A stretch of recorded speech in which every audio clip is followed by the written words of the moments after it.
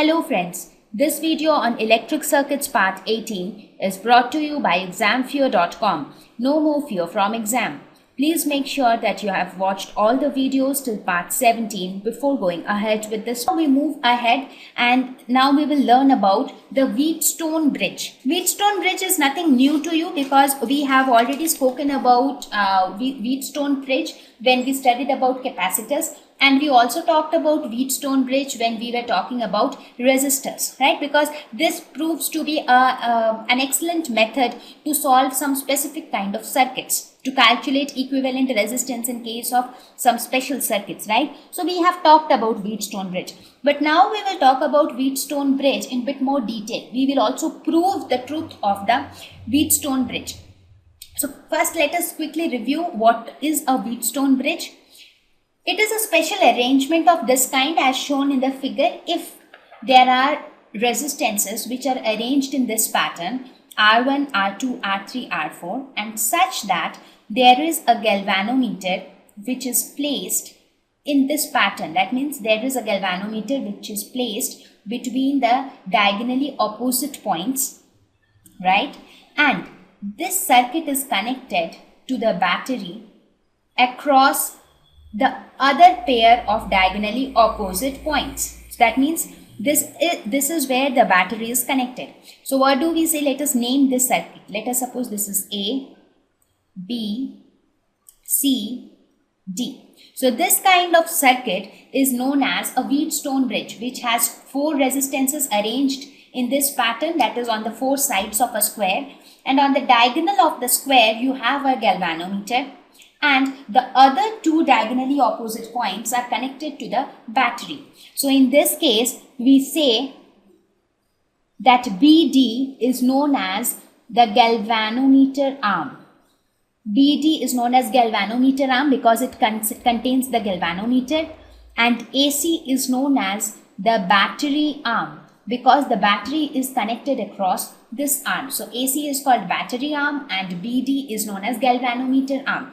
So please remember that the galvanometer arm and the battery arm should not be the same arm. I mean, it cannot be the same arm, right? So that is a very important thing to recognize the Wheatstone bridge, right?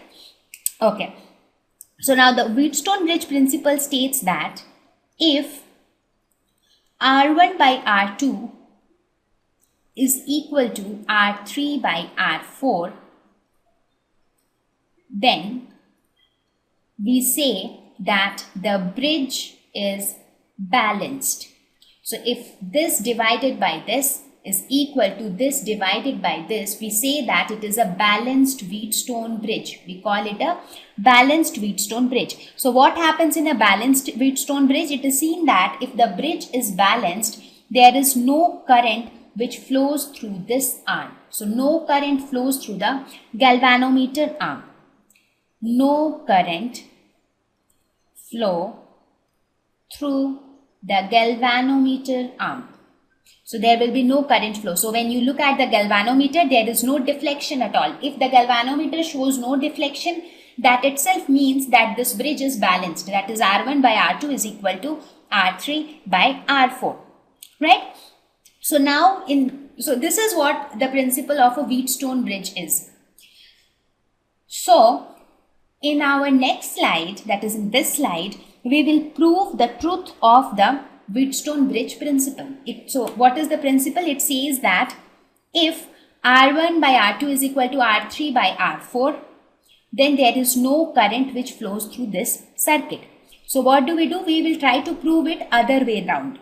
We assume that the current through the galvanometer arm, let us suppose the current through the galvanometer arm is Ig. So we will assume that Ig is equal to 0 and we have to prove that R1 by R2 is equal to R3 by R4. So this is how we will prove the Wheatstone bridge principle. We are proving it the other way around. We are assuming that the current through the galvanometer arm is 0.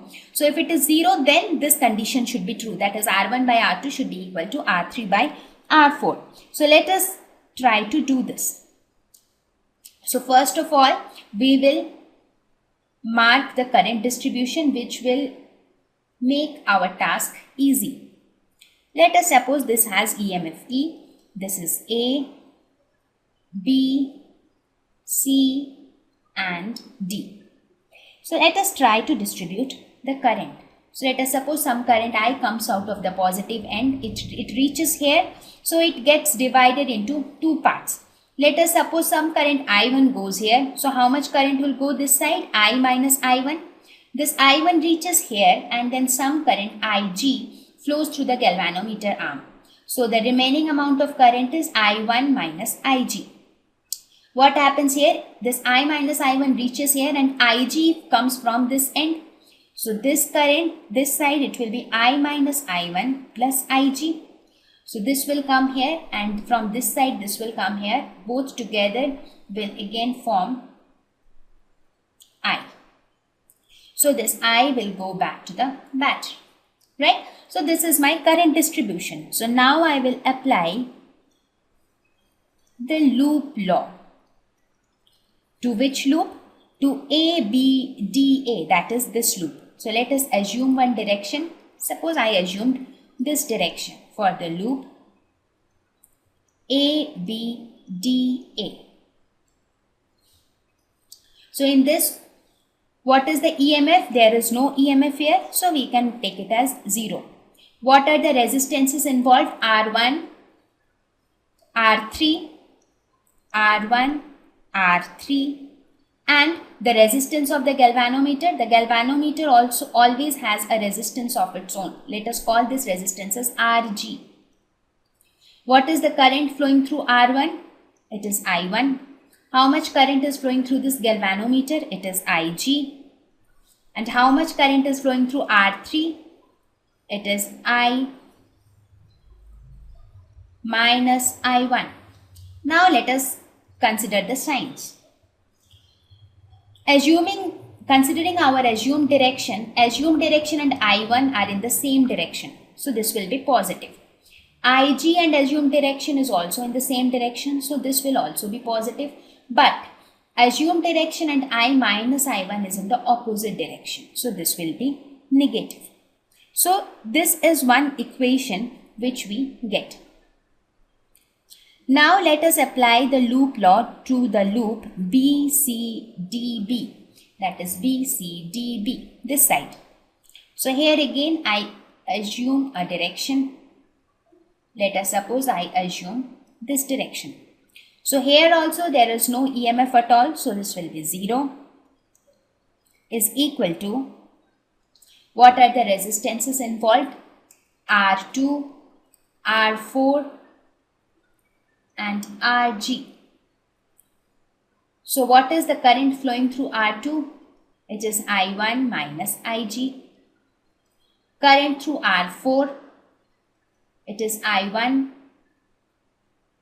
It is I minus I1 plus Ig. What is the current through Rg? It is Ig.